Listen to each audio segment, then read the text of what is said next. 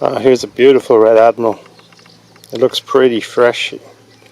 Now it almost certainly hibernated, but it may have been very fresh when it hibernated. But it looks really bold, patterned. Many that hibernate often look tatty or even a bit faded out. This one is very fresh looking. It could mean it only came out of hibernation, although it's unlikely.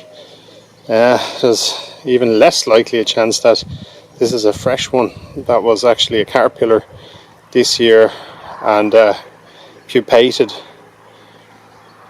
and has emerged. It's not impossible, but it's unlikely as we had a very cold spring, but it's been warm for the last 2 weeks. Beautiful creature. Of course, red admiral's found all around the world. It's found all the way over as far as Japan and across North America. It's beautiful, very widespread, and very common as well in some places like here.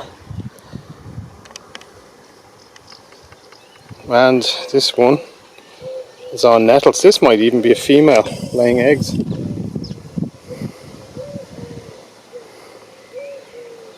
Keeping the camera on it is difficult. Yeah, I think this is a female laying eggs.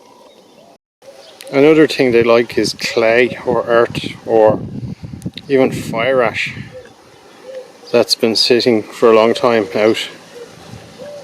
They collect nutrients and salts and things out of, like they basically lick the earth.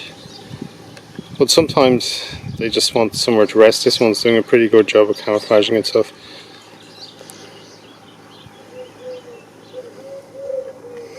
And also looking for warm places to bask.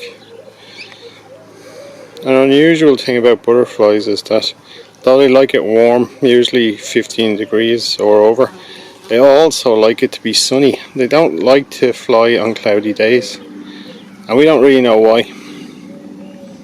It could be just they need energy of a certain kind which comes from the sun. Heat itself isn't enough, but it's hard to tell. This one is very well camouflaged. Watch this. See, now you'd have a job picking that out of there. You just wouldn't automatically find it. If I hadn't seen where it landed, I wouldn't have recognised that it was there.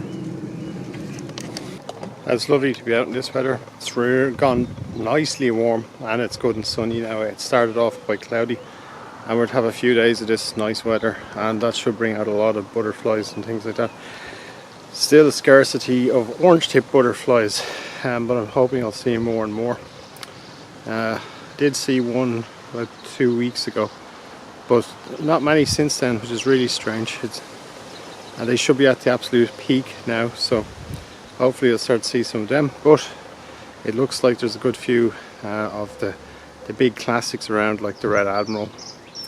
There's a lot of holly blues. This year is probably the most holly blues I've ever seen, and they came out very early. They came out in March and they're everywhere.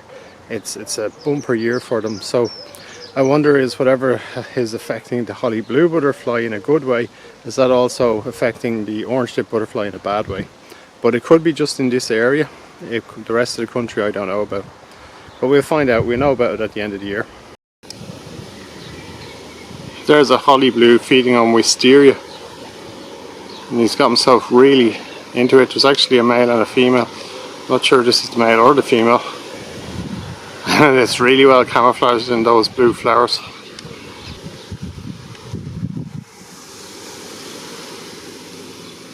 A little bit of a breeze.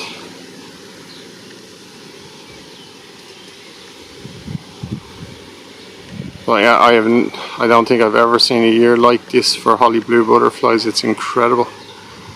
Absolute bumper year, look at that. Yeah, it's feeding on those flowers.